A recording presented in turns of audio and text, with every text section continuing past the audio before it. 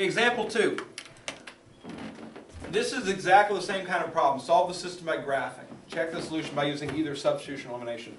Look at the bottom equation. What does it say? Y is equal to 3.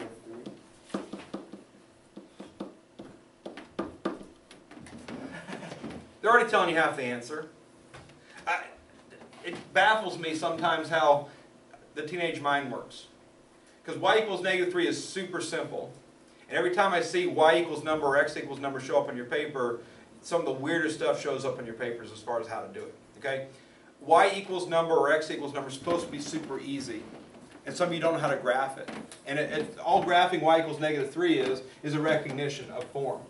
Y equals number is a horizontal line. We're graphing lines, horizontal line because y equals. Y equals -3, if you just imagine what y equals -3 is, x is free to be what it wants to be, y has to be -3. That's all it is. So if I'm graphing that line, that's that line right there. Okay? No math required, just a matter of recognizing something and drawing what the picture is supposed to look like. Okay? And some of you aren't allowing it to be that easy. You think it's got to be something much more complicated than that. It's not. It's just y equals numbers horizontal at that number. All right? So hopefully you can maybe start visualizing things like that a little bit more because, again, it's not meant to be difficult. All right?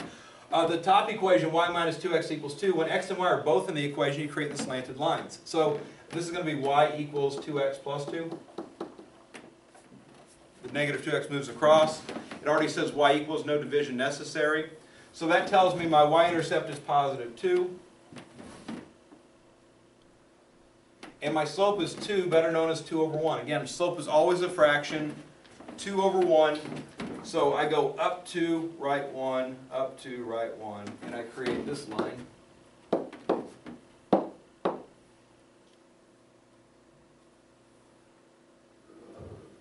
Here.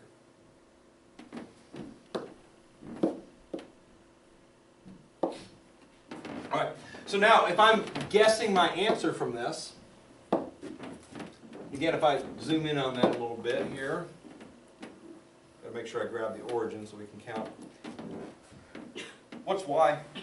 -3. -3. It's obviously because that's where that line is. All right. So again, even if I'm guessing my answer, the y value is pretty much -3 because that's what y equals right there. They're already telling us that answer. What does x look like it equals? -2.8. -2.8 is a guess. Okay. No, that's wrong. You changed your mind? Yeah. All right. Well, let's take a look. And again, I want you to get a decent guess here. So here's 0, -1, -2, -3. So it's between -2 and -3. Here's those two numbers, right? It looks like about halfway, right? So -2.5, maybe -2.4, -2.6, somewhere in there.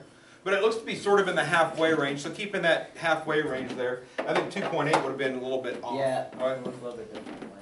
So if I'm guessing my answer here, let's go with -2.5, comma -3.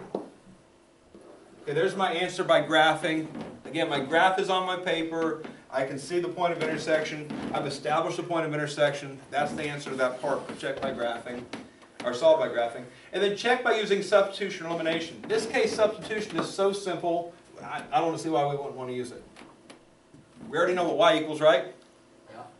So to find x, we just go to the top equation, change y to -3. So -3 minus 2x equals 2. Move the 3 over here. So -2x equals 5. We divide by -2. And we get x equals -2.5. So notice our exact answer is the same as our guess. I still want them both on there. I still want you to write the word exact next to the one that's exactly right.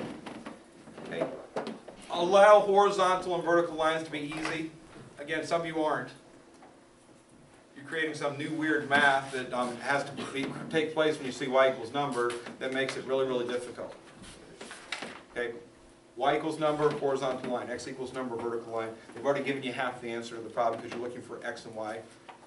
Okay, y is set in stone if y equals -3. You can't change. All right. This other line has a bunch of different y's on it, right? We're looking for the one they share. This line only has -3 for y, so the only one they share can be where -3 is. Okay. Y equals 1, 2, 3, 4 doesn't lie on that line. Y equals 2 doesn't lie on that line. Okay, so if they're saying y equals number, x equals number, they've already given you half the answer.